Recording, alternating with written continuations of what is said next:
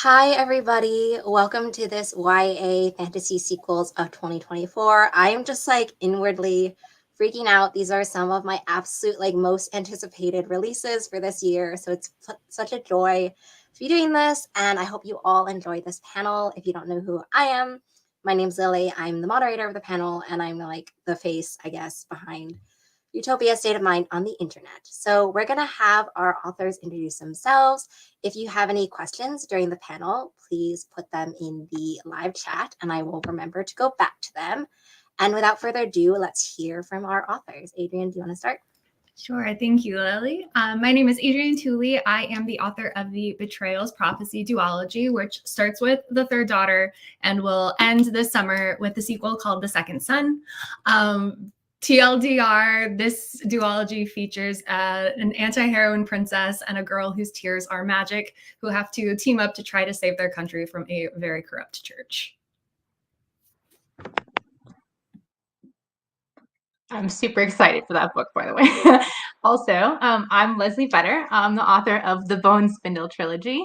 The Bone Spindle is a gender-flipped Sleeping Beauty meets Indiana Jones fantasy starring two kick-ass girl treasure hunters who are out to save a sleeping prince and maybe find some love along the way. And there's an MF pairing and an FF sapphic romance.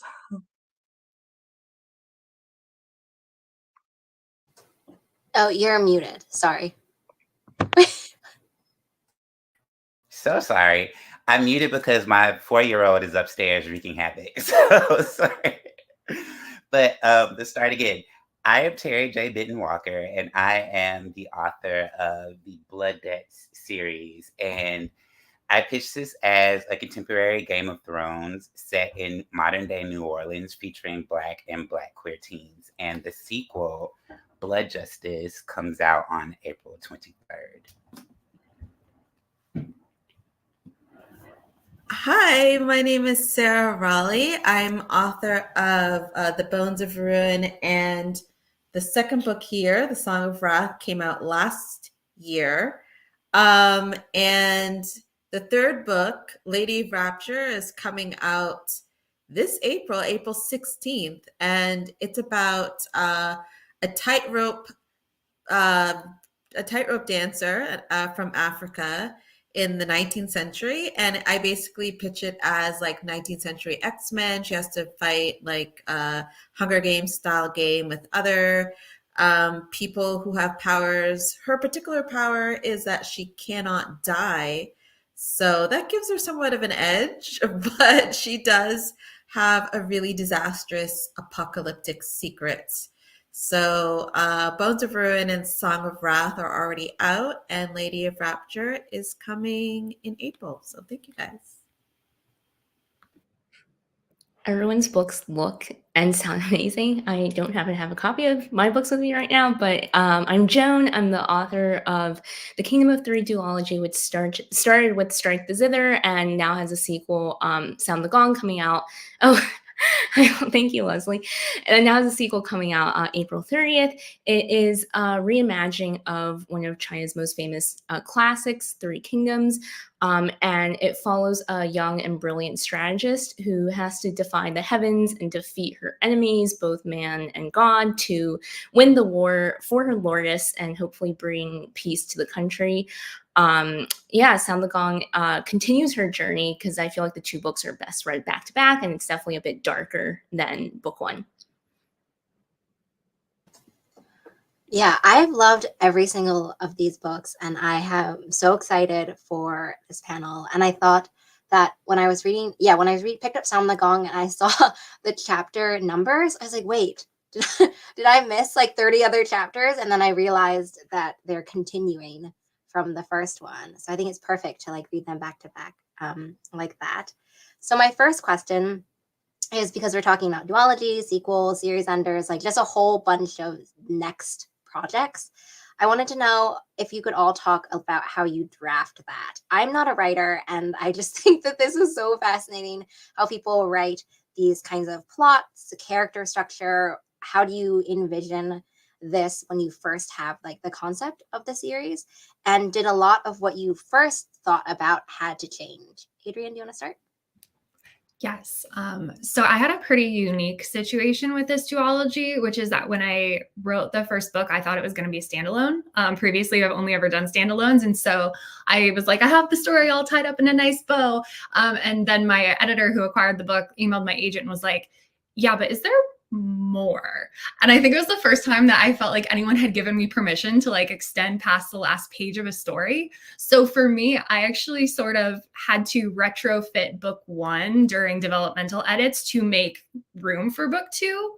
And so that was like a very interesting experience because I'm so used to kind of trying to condense everything into like one book. And so I got to like leave little hints and like not finish all of my like big thoughts. And I got to bring characters that I loved in the first book back into the sequel in ways that like I've never gotten to do before. So I actually think that my experience was unique in that like I got to build book two from the ground up, but then I had to go make sure that book one accounted for that future.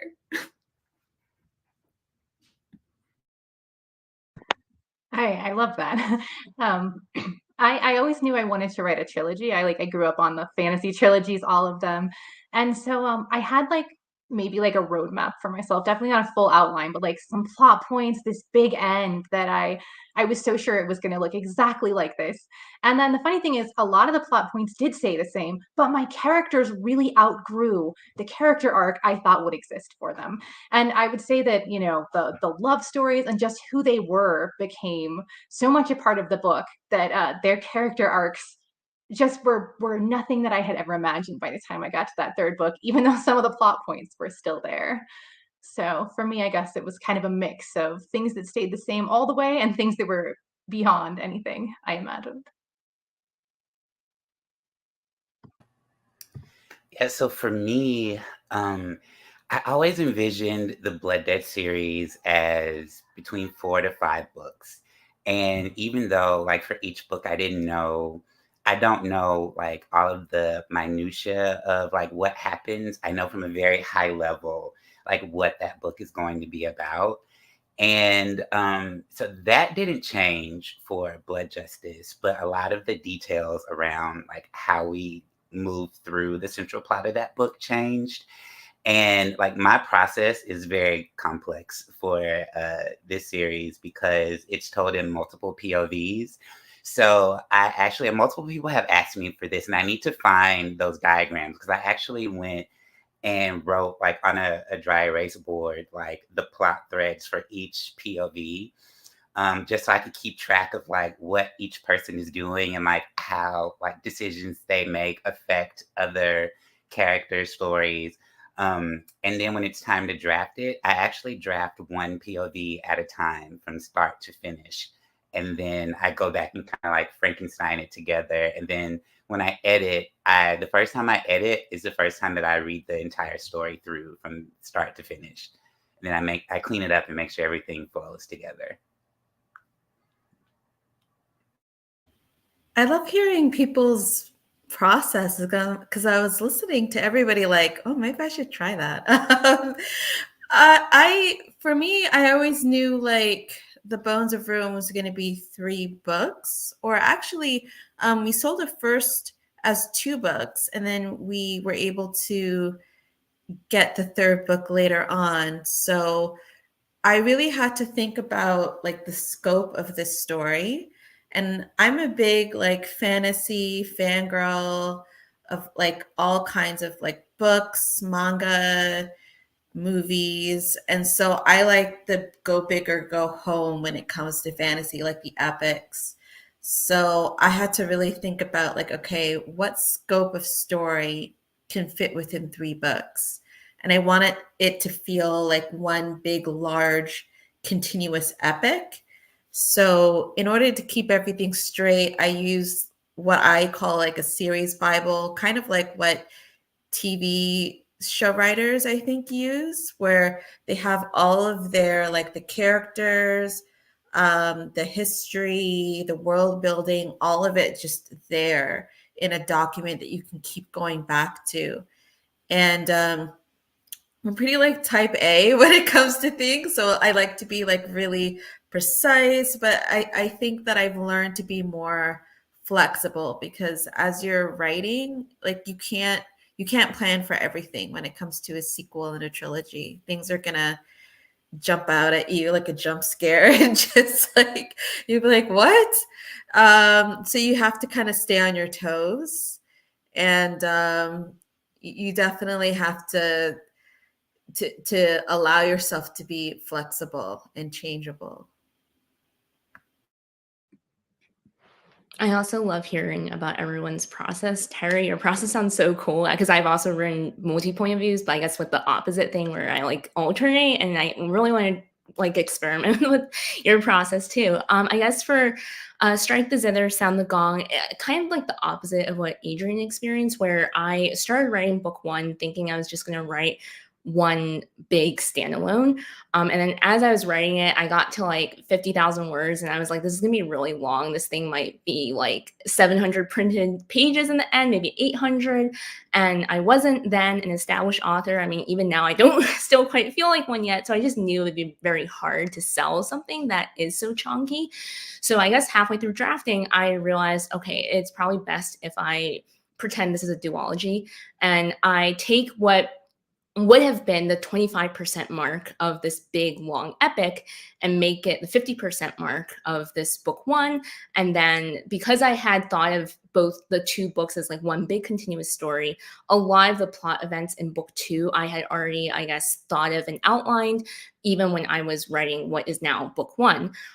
So what happened then was I finished Strike the Zither and it didn't sell for a while. So I was kind of stuck in a situation where I desperately wanted to write book two and write the events I had already thought of in my head, but we just didn't have like a book deal or like a second book anywhere. So it took a few years, but eventually it happened. So that meant that when it finally came time to write or draft Sound the Gong, I think most of the plot events more or less stayed the same. And I have the benefit of this being my first series. Even though it is my first series, it is scaffolded upon like an existing source, the classic. So I feel like it helped me out a bit in that I kind of knew like the major big things I wanted to hit.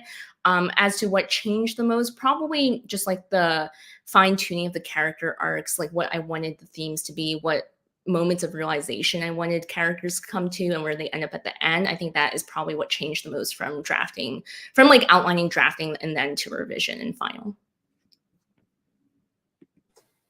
Yeah, I love hearing about all of the different ways people draft. I think people can like approach this, even the same idea, and then like approach it in such a different way. Everyone has their own kind of take on it. I want to talk about, so Blood Justice, Sound the Gong, and The Second Son are all second books, and some also series enders. So I would love to know how, when you've been working on the sequels, how does the reception of book one impact your progress with the second one? I'm not sure, I don't know everyone's individual journey, so I'm not sure, when everyone's working on their drafts.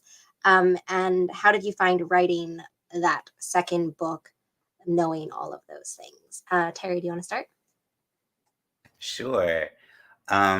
Actually, the reception of Blood Debts did not affect me writing Blood Justice at all because I had already written Blood Justice before Blood Debts came out. So like I got to see a little bit of the early reviews of Blood Debts, but not too much. And when I was working on Blood Justice, I got a lot of the early love for Blood Debts, and that like sort of fueled me when I was working on Blood Justice. But also, like I was very hungry with that book, and I still felt like I had like something to prove, and I really wanted to like step it up with that book, and I wanted to show like more of the world, and I wanted it to be darker, and I wanted it to be angrier because I was also like angrier when I was working on that story. So it wasn't the reception of book one didn't affect me at all. I guess I was lucky in that perspective.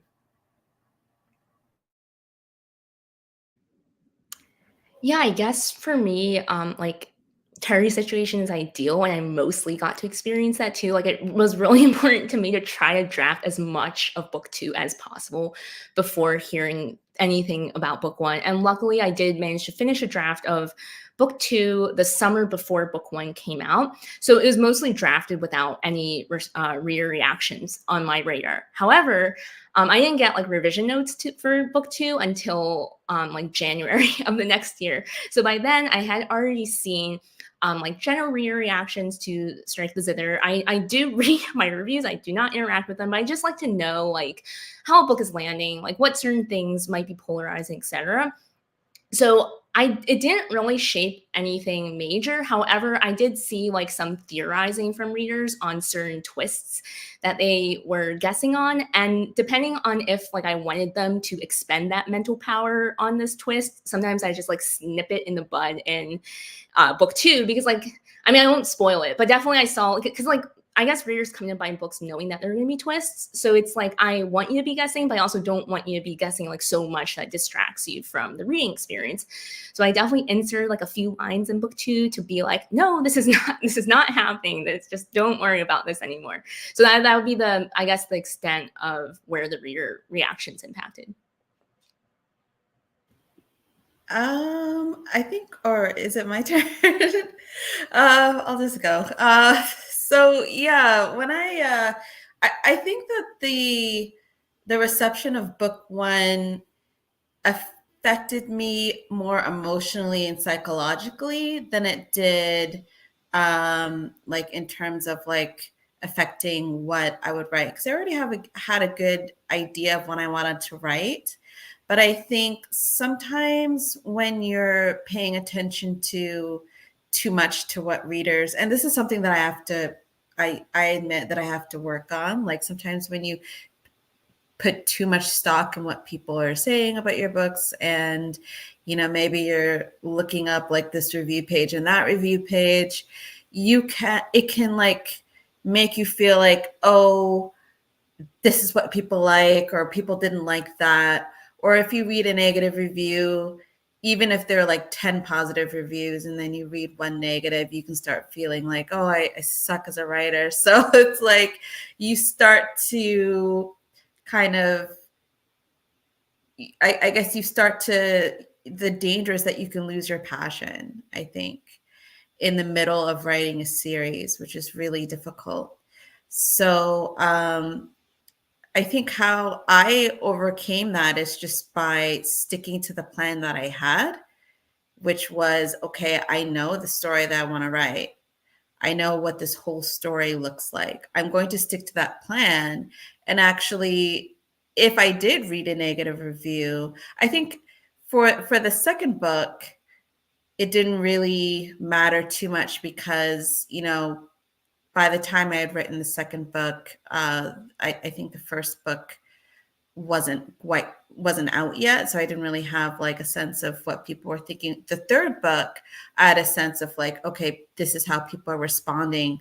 But at that point, I started to kind of push back against those feelings of, oh, there are some people who don't like the book, or there's some people who do. And I started to feel more like, okay, I'm going to just do whatever the heck I want.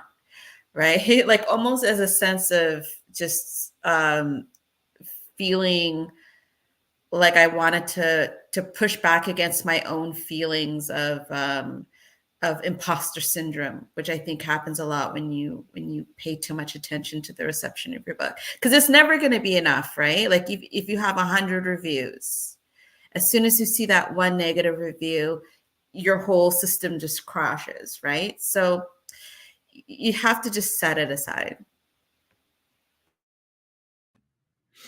Yeah, I think that's such a good point, Sarah. Like it could just kind of take you so out of like where you thought you were going and where you want to be, just like based on people's thoughts and feelings. But I was lucky to be in a similar situation where I was on a pretty aggressive like production schedule for this, which meant both of these books were done for like almost a year before they came out. And that meant I had a ton of freedom with my sequel, which for me was a big gift because I needed that time to get to the heart of it. This duology is all about emotions. And the first book is very much that like about sadness and what it means to like be comfortable with that. And that's an emotion that I'm familiar with and that I've spent a lot of time working through myself. But the second book is about anger. And that is something that I personally am less connected to, and something that I have done a lot of good work in therapy, highly recommend therapy, to try to connect myself with and try to uncover and excavate. And so it took me a couple extra tries to get kind of to the heart of it, and to be able to write a book about female rage that I thought was appropriate to what I was trying to speak to readers about. And so I'm very grateful that I had sort of the privacy to do a lot of that like work and that focus on those emotions kind of without that reader input and mindset that Sarah was talking about. My only kind of regret for that is that people had some like very unexpected favorite characters. And if I had known that, I would have sprinkled them into the sequel a little bit more. Like for some reason, everybody loved one of my characters' dads. And he only gets like one good scene in the sequel, but I would have brought him back for more if I'd known.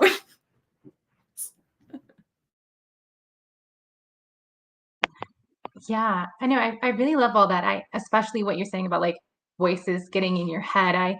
I decided pretty early on that like reviews were not great for me. Maybe the trades early on. And so I actually have my wife read all my reviews, all of them. I'm like, maybe just give me the highlights or like tell me if there's a recurring theme that I might want to consider. But I think for me, coming into a trilogy, one thing that happened was the editor who bought that first book and went in all in this ended up leaving the publishing company that I was working with. And so between books one and the rest of them, I was getting moved to a new editor.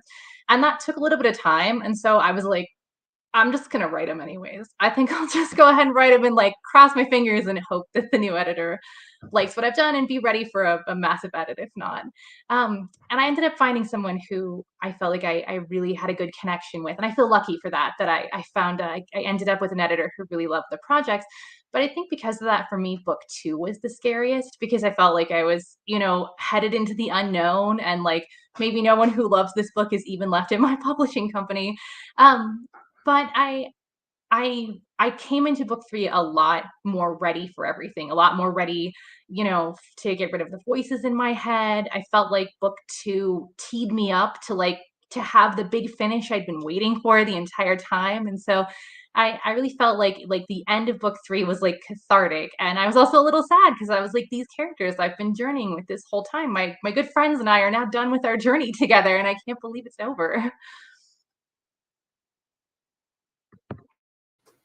Yes, I already see that we're getting some questions from the audience. Please put them in the chat if you still have any as we go along. I want to ask some questions that kind of pair books together. And I first want to start off with family and also found family, which I think are both huge themes in Blood Justice and the Cursed Rose. And so I'd love to know from you both, how did you handle these side character stories, backstories, and plot arcs, as you also are balancing kind of the main sort of big meta, broad, general storylines? And were there side characters you wanted to explore more or will explore more in the future? For example, in like bonus content, Leslie. Terry, do you want to start? Yeah, sure. Found family for me was really important in Blood Justice, and there's so many different examples of that. We also get to go inside the House of Vans in Blood Justice, and if you remember from Blood Debts, that's a place that we talk about, but we never actually get to see. And in Blood Justice, we actually get to go in and we get to talk to some of the people there, and there's a very strong found family theme that we find out and explore. Also, and I just feel like found family is part of community, which is related to like the theme of justice and how far are we willing to go to get justice for our community. And our found family is most definitely a part of that community. And if there was any character that I would write additional content for, it would be Casper Moses, who you will meet in Blood Justice. He's not a character who's on the page because he's died long before the events of Blood Justice, but we talk about him. And he was a pivotal character during the War of the Moons, which happened alongside the American Civil War, which was like a very big moment for the magical communities in the Blood Debt series.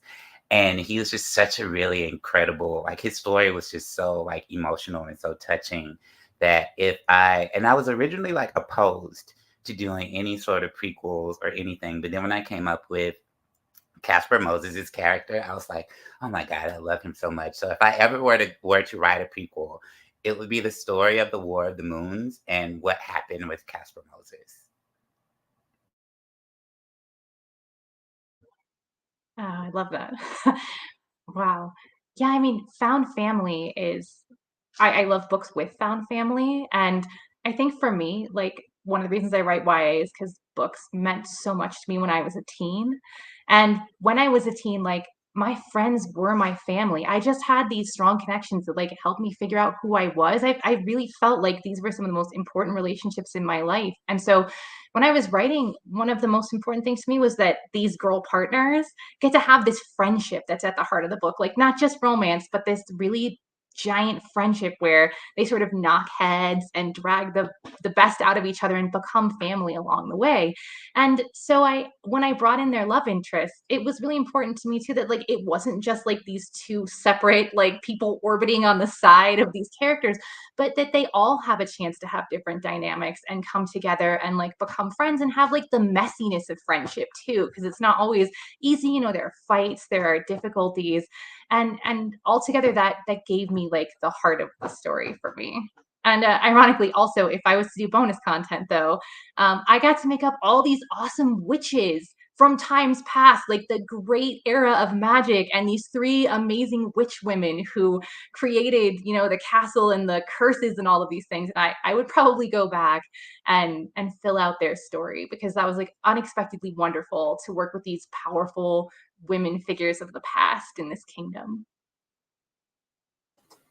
I'm really glad you both picked up on me and my selfish question about wanting to know about more bonus content because I thought both of your books also have, as you both mentioned, such like a prehistory element to it that have all of these like things we hear all about, and you're just like, I want to know more. I just want to like spend some time with it, in like any format. Honestly, I would take any format. I want to now talk about Sound the Gong and the Lady of Rapture and like the whole both of your series, because you both straddle this genre blend between like historical settings, fantasy, you know, weaving both together. So could you talk about research and how and where you decide to infuse magic into the story? And with the sequels, were there elements or pieces of history you specifically wanted to talk about in this book versus like the previous books? And just kind of genre blending in general. Joan, do you want to start? Sure. So I guess for me, the source that Strike the Zither and Sound the Gong is based on is a work of historical fiction. And I think there's like a ratio that's often thrown out there. It's like 7 parts fact, 3 parts fiction, or something like that. So I don't think I necessarily did too much historical research per se. Like definitely there were a few decisions I made that were based on history. Like for example, I remember when I was first drafting book 1, I had like Chinese chess or Shang-Chi in the book before I realized that it wasn't as popular during the Han Dynasty. It would have been Go or Wei Qi instead. So like that's like a tiny detail that was changed. But otherwise, like for me, the history really is just like what was in the source. So the historical events really were like the big battles and the big pivotal character shifts and like moments like that from like the original classic. And then as to the fantasy element, I think I kind of sort of had the easy way out in the sense that when I thought of the premise of Strike, and this premise obviously carries through to Sound the Gong, I just knew the premise had the fantastical element baked in. It was kind of my commentary on how one of the characters from the classic is so much bigger than life and is basically worshipped on this pedestal. So that's where the fantasy element kicked in, and I really rely heavily on Chinese fantasy like god tropes from the Xianxia genre. So like if you watch a lot of C dramas, there's like this whole genre that just deals with heavenly beings that like interfere with like humans, but also have like their own sort of drama, etc. Like they live obviously they live a really long time and they cultivate like powers, etc., and they live in the clouds. And so I borrow a lot of that element. So I don't think I worked too hard, I would say, on like building a very intricate magic system for these books, besides what was relevant to the particular story. As for like the events that what was the last part of the question, Lily? Like events that I Oh, wanted if you had, since if you had things you wanted to specifically explore in terms Yeah. of, yeah, in the sequel. Yeah, so there definitely were some really big set piece battles that I was very excited to explore in the sequel, just because like I knew like these were the big turning points in Three Kingdoms that I really wanted to hit. And there's some moments that kind of I had to adjust just for believability. But like there's this one really, really epic moment from Three Kingdoms where the famous strategist, he is just playing the zither atop of a fort, and the fort is empty. And because everyone believes in his legendary reputation, everyone thinks, oh, this must be a trap. Like there are definitely soldiers in the fort, and we cannot attack this fort because why else would he be sitting on top of this fort playing this instrument, like as if everything is fine? So the approaching army backs away from it. And this is an instance where I was like, this is a little bit too, almost too unreal, because it really relies on you buying into thinking this character is so legendary. So I kind of included it in my sequel, but also tweaked it a bit for believability. That's really interesting. You know, I think similar to you, the fantastical elements are kind of baked into the premise of the Bones of Ruin series, because I started off really wanting to explore Black history in Europe, because I think there's a lot of forgotten history just in general when it comes to Black history, African diasporic history. I think a lot of that has to do with, obviously, with power, with who's writing these histories. Certain histories just get completely erased, forgotten. Certain histories in the diaspora and across the continent just aren't considered important or interesting. But they're interesting to me. So, I think one of the stories that I think maybe most people know, hopefully, is of Sarah Bartman, who was this South African woman in the early 1800s who was taken to Europe, and she was put on display. She was put on display in what's called a human zoo. And human zoos were actually quite common across Europe and even in America at that time, up until like the 1940s. And she died. She died in poverty. She died of disease. And even after she died, they dissected her and they put parts of her body in a museum in France. And so it wasn't until I think the 1980s. So this is like from the early 1800s to the 1980s. Her body was sort of put on display for people's voyeuristic pleasure. And it wasn't until the 1980s that her remains were repatriated back to where she lived in southern Africa. So my sort of premise was, well, what if she couldn't die? What if somebody like that had the power to just regrow her body, her bones, and just, walk right out of the museum? You know what I mean? Like, what if death had no power over her?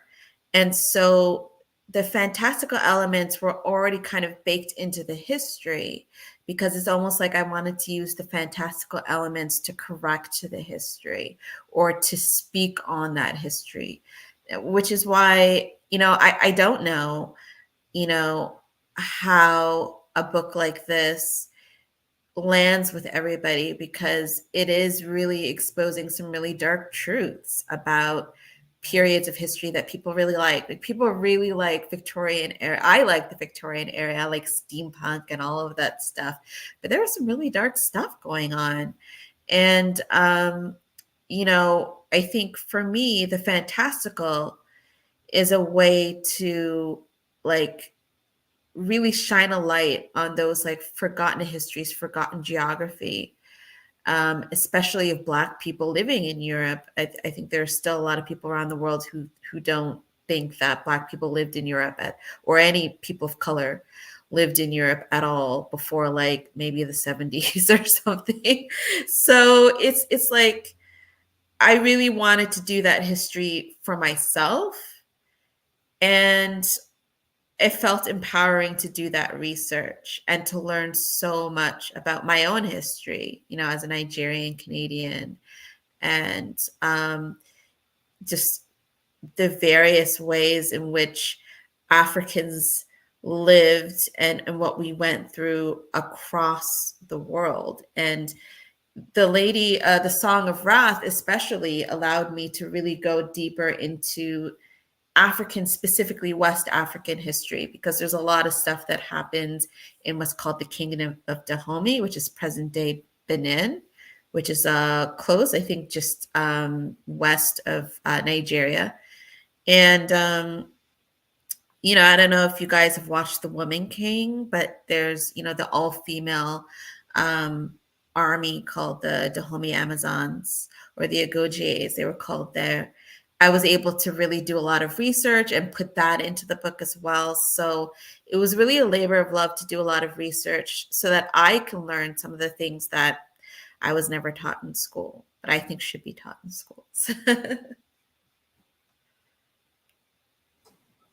Yeah, I love that answer. And I also love, the way that you've merged like things people are expecting and also things that people don't know about that time period that you've like been able to explore and highlight throughout the entire series.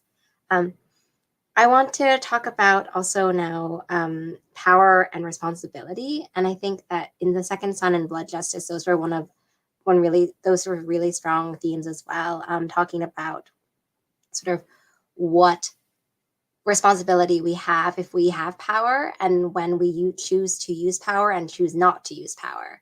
So could you both talk about what drew you to this theme in your two very different worlds, and how you explore it in a variety of different characters as well? Adrienne, do you want to start?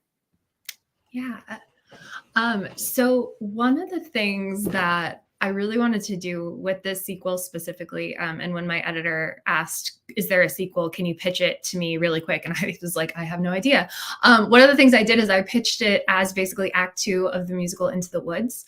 If you're not familiar with it, essentially it's fairy tale characters in Act 1 doing everything that they can to get the things that they want. And in Act 2, they realize that the things that they want are actually not that wonderful, and they have to deal and grapple with consequences of that wanting. And I wanted to do something similar with this duology. I think one of the things that sometimes YA fantasy can get a lot of flack for is you have these teenagers in these massive positions of power, leading countries and, you know, at the front lines of armies, and, you know, they're kids. And I think that's something as like a writer for children, it's like you want to empower them, but you also want to be realistic. And so I really wanted to examine what that looks like when teenagers are put in these positions of power that they are neither prepared to handle or really should be handling, and maybe even don't want, really.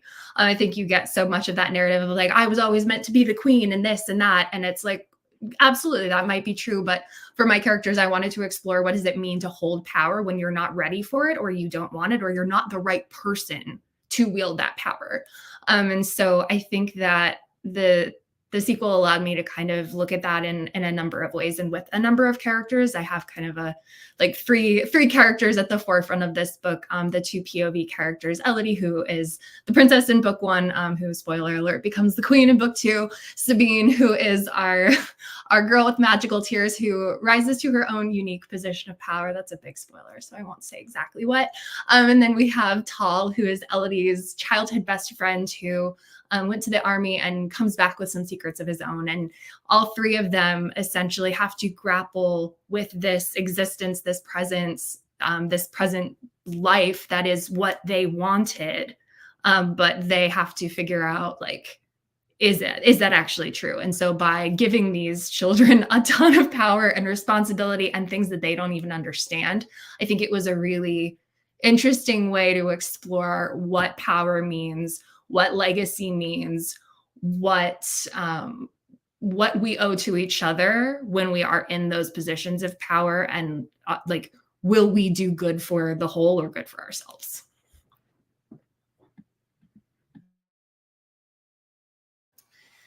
Yeah, so in the Blood Debt series, I have a lot of fun exploring power and how people use it in different situations. And actually, it's related to the overall theme of the series, which is I see it as kind of a cautionary tale of what could happen if we don't break the cycles of generational trauma and violence in our communities, right? And so, to get us there, I show you examples of different types of leaders, people in power in this series, right? So when Blood Debts opens, we have Lenore Savant and the Savant family, who are in charge of the Generational Magic Council of New Orleans. And Lenora and her family rules with an iron fist, and they are just corrupt and evil, and they only use their power to enrich themselves. And so, and this is not really a spoiler because, like, you can kind of guess that, like, at the end of the first book, like, Chris and her family take back their power. And so, at the start of Blood Justice, there's conflict between Chris and her mom, who is the queen of the Generational Magic Council now, because her mom is taking more of just like a passive, more of a passive stance with like the people who are threatening their community. And she's like, you know, we're not going to stoop to their level. We're not going to meet violence with violence. Like, we're going to take the high road. And Chris is like, no, like they're actively harming our community. Like, let's, what are we going to do? And I had a lot of fun exploring like Chris challenging that line of thought from her mother, and she goes like completely to the other side and just starts like murking people who who cross him, right? And so it's a beautiful exploration, in my opinion, of like anger and when is enough too much, or when is enough enough, and how much is too much. And there's a line early on from Chris that I really like, when she's talking about this with her mother at the start of Blood Justice. And Chris says that pleasantry is too gentle to break chains, and that was by design. And what I hope that this story sparks within readers is to understand that like pleasantry and just being kind to our oppressors is not enough to stimulate change. But also, we just can't go around murdering everybody who crosses us. Like, the answer is like somewhere in between. Um, and so, like, so yeah, so that's how I looked at power in this series.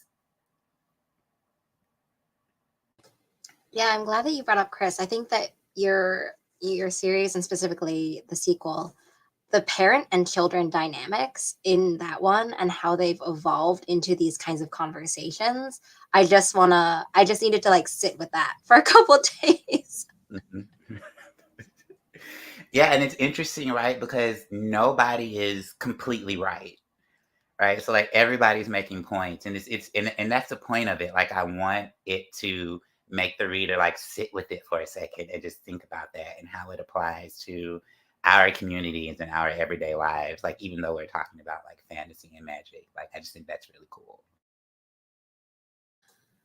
I want to go over to some of the questions that we have. I picked this one as the first one because it's also my favorite question to ask. But it's, what's one fact from your story or world that didn't make it into the final version of your book? And I love that it got an audience person to tell it, because that's also one of my favorite like little questions. Leslie, do you want to start? Sorry to put you in the hot seat. Gosh, I mean, I would say the thing that like broke my heart the most, but it was well done, is my editor could always tell when I had my characters bantering too long. She was like, "No, they've joked enough. It's time to be serious now." But I trust me, I saved every one of those little scenes. I'm like, I'm gonna use them someday, somewhere. Somebody's gonna make that joke. But on a more serious note, too, I had a character. His name is the Lord of the Butterflies in this one, who again is a figure of really great power, who is mysterious and already dead before the story starts. And in order to sort of get to know him and his part, I definitely did a lot of writing just about him that never made it into the book. So he remains somewhat mysterious in this trilogy and was a little less mysterious for me.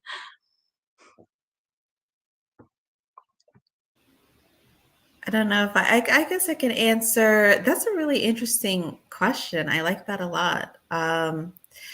So a fun fact, I guess, about my story world, and this is something that I just kind of threw in last minute in The Lady of Rapture, the third book, is, and I don't know why I did this, but I think the world building allowed itself for this. So my first series is actually still with Simon and Schuster, called the Effigy series, and I kind of like to pitch it as Sailor Moon meets Pacific Rim. So if you like, kick-ass, girls fighting big monsters with magic powers, there you go. If you're a fan of Sailor Moon or the Winx Club, that kind of thing. And I kind of added some world building into the third book of the Bones of Ruin series, Lady of Rapture, so that both series are kind of connected. So it's kind of like a multiversal kind of thing. So I don't know if we still care about the multiverse. Marvel made it like really big, right? And then people like turned on Marvel recently, so I don't know. But I thought it was really cool, like the idea of just having like my own cinematic book universe, and like, oh, it turns out that this series and this series are actually related. And I was able to do that because both series are published through Simon & Schuster through the same editor. So I was like, oh, why not just throw it in there? And my editor was like, oh my God, I love that. So if you're curious, definitely, read the third book and sort of see sort of the lines that intersect between both series.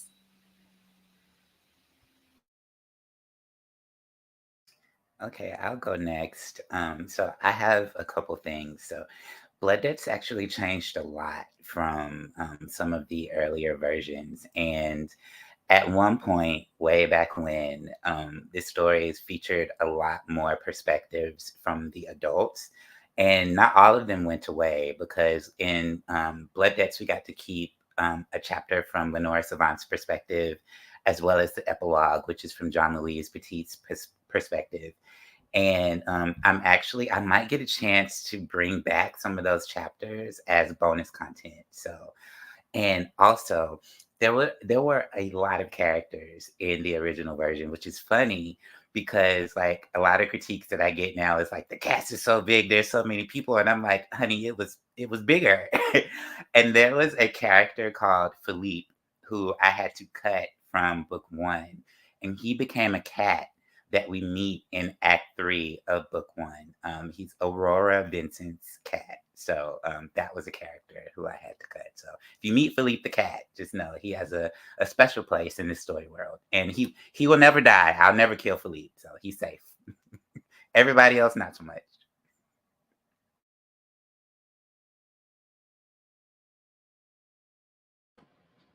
I always struggle a bit with these questions because I am an underwriter. So if anything, things get added rather than cut. I don't have a doc of like deleted scenes, but I guess one thing that did change is there's a scene at the start of Sound the Gong where my main character, Zephyr, is pretty down in the dumps about the situation that's going on. Like the war is not going to her plan.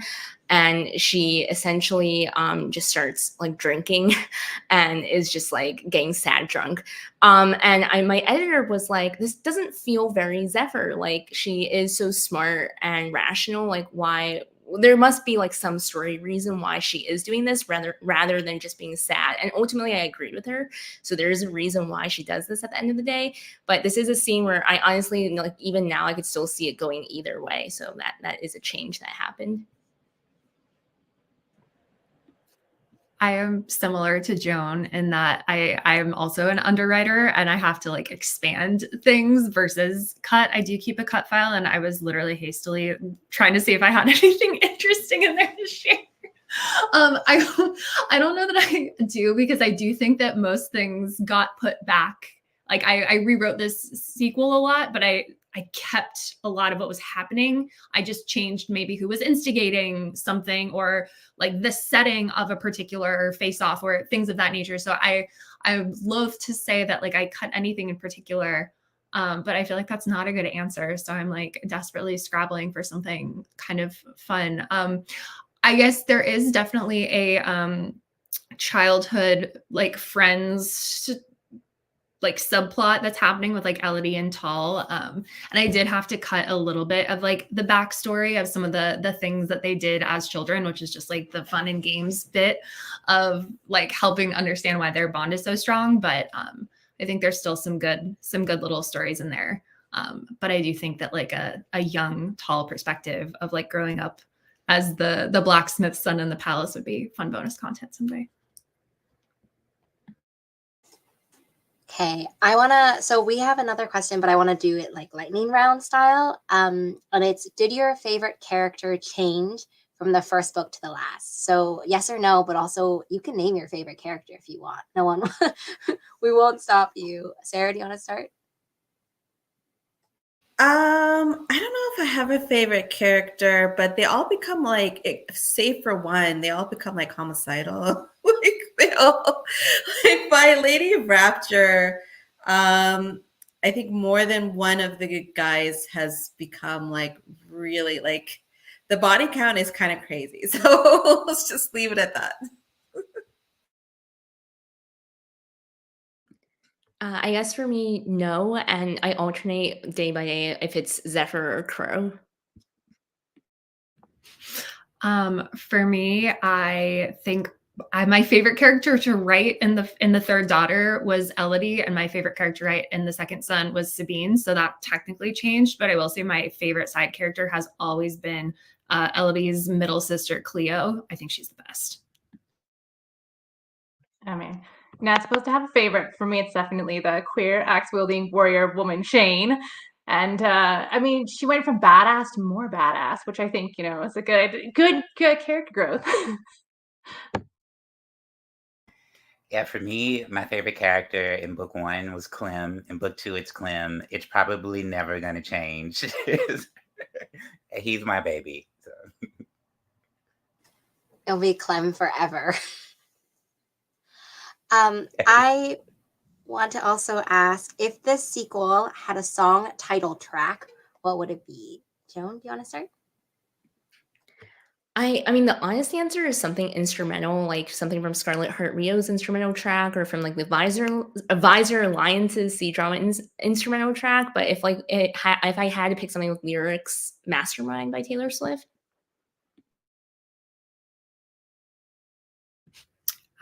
I think for me, I would pick Dream Girl Evil by Florence and the Machine. All right. For Blood Justice. Oh, I'm sorry. Go ahead. Oh, no. Go. You first. For Blood Justice, hands down, Nuck If You Buck by Crime Mob. All right. Bone Spindle, I listened to Glitter and Gold by Barnes Courtney like over and over again while I was writing. So now I definitely can't hear that song without thinking of these books.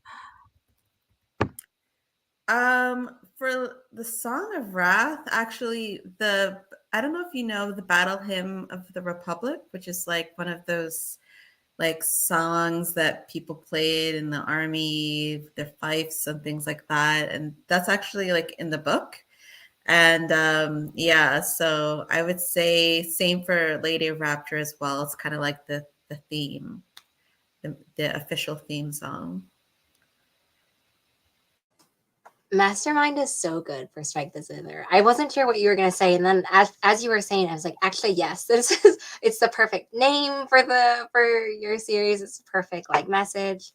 And can you share with me, all of you, what is one current obsession you have right now which is not related to writing? Terry, do you want to start? Yes. I am obsessed with Alan Wake 2. If you don't know, I'm a big gamer. So I'm playing Alan Wake 2 on PS5 and it is absolutely phenomenal. Like the story is totally out there. Like it's very like sometimes it goes over my head, but it's a lot of fun. And if you're a horror fan, like it's really scary. And like I don't scare easily. And it scares me to the point where I'm like, I have to put it down because I'm like, I'm tired of being scared. Like enough. But yeah, I'm obsessed with it. It's absolutely amazing.